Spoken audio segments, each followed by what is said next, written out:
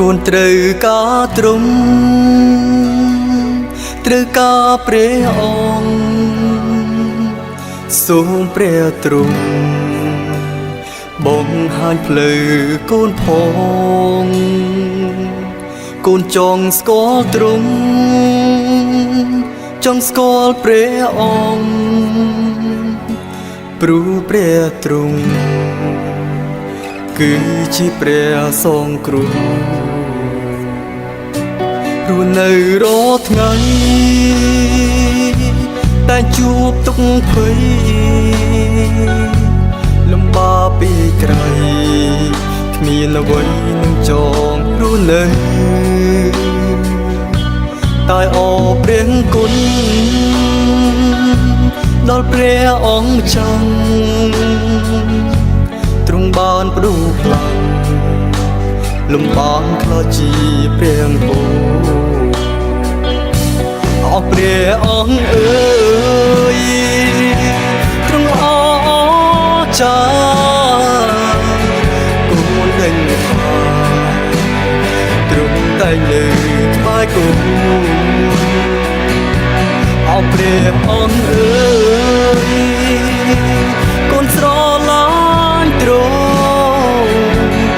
ចង់នៅក្បែរព្រះអង្គរួច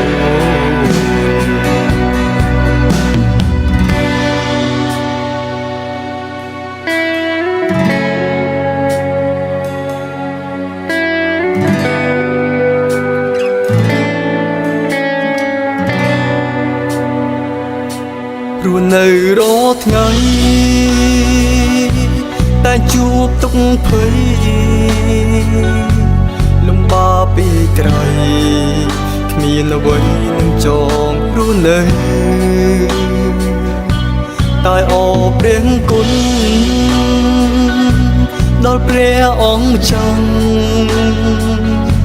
ទ្រង់បានផ្ដូរផ្លាំងលំបាកខ្លាចជាព្រះពរអរព្រះអង្គអើយ